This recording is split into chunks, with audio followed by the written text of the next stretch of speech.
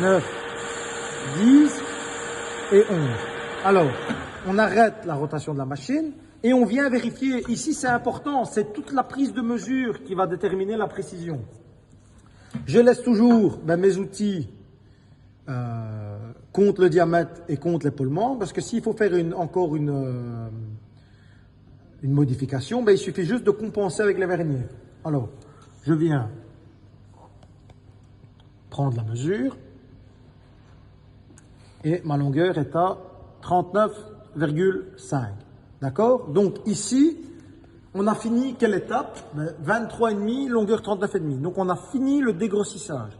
On va venir faire la finition. Alors, la finition, c'est simple maintenant. Maintenant, le diamètre fini doit faire combien? 23. Mais il suffit de venir mesurer son diamètre. Alors, n'oubliez pas la règle de laisser les outils. Ici, je suis à 23,4. D'accord? Donc, c'était du dégrossissage. Maintenant, c'est la phase de finition. Je déplace juste mon outil avec le chariot longitudinal pour garder le 0 sur le diamètre. On vient repositionner sa pointe, le frein, la poignée. Alors, je suis à 23,4. Mon diamètre fini fait 23. Je dois compenser le transversal de combien? Je suis à 23,4 et je dois aller à 23. De 4. Yep, de 4. Alors, on compte ici. 1, 2, 3 et 4. Donc, j'ai déplacé mon transversal de 4 dixièmes par rapport au point 0. Et on remet en route. Là, on va faire la phase de finition.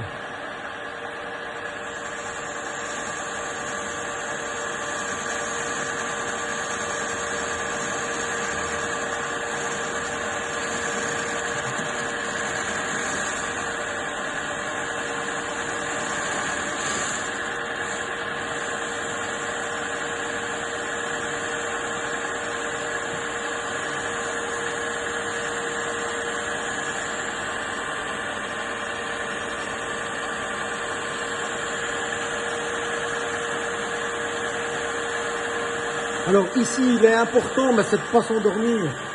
Pourquoi? Il reste que 5 dixièmes pour arriver à la cote finale par rapport à l'épaulement qui est ici. Donc maintenant, ici, c'est plus une cote qui est approximative, c'est une cote qui est précise. On est à 39,5. Il ne faut pas dépasser l'épaulement du dégrossissage. Alors, on vient en automatique le plus près possible de l'épaulement.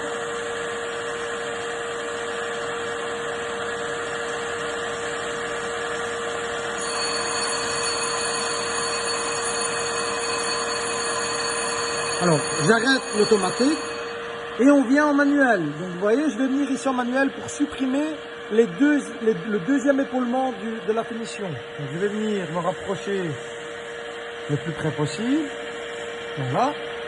La règle, c'est quoi? Il faut absolument laisser les outils à leur place. On va juste retirer sa pointe tournante et on va venir mesurer la longueur. Alors, la longueur, je pousse jusqu'à l'épaulement de la finition pour voir où j'ai laissé mon outil. Je suis à 39,3. Je dois arriver à 40. Je dois prendre encore combien? 7 dixièmes. Alors, en phase de finition, on prend toujours en 2 étapes. Regardez bien ce que je vais faire. Je vais d'abord prendre, je dois prendre 7, je vais prendre 5. Comme ça, je vais dépasser l'épaulement du dégrossissage. Donc, je vais prendre 1, 2, 3, 4 et 5. Et je vais venir vérifier maintenant pour voir combien est-ce qu'il reste. Je viens prendre ma longueur. Donc, on pose son pied à coulisse en bonne position. On sort la jauge de profondeur et on vient mesurer. Je suis à 39,85. Donc, je dois prendre encore combien? 1,5. Pardon? 1,5. On remet sa pointe. D'accord? On remet la poignée à la bonne position. On redémarre la rotation et je viens prendre 1 dixième. Donc, c'est 15 centièmes. Donc, on prend 1 dixième. Et pour prendre les 5 centièmes pour être dans la tolérance, on vient se mettre entre 2 graduations. On ne fait pas confiance à la machine. je fais quoi? Je vais venir mesurer une dernière fois. D'accord? Je tire la pointe et je viens mesurer ma longueur. Et je suis à 39,95. Est-ce que je suis dans la tolérance? Oui, tolérance plus ou moins un dixième.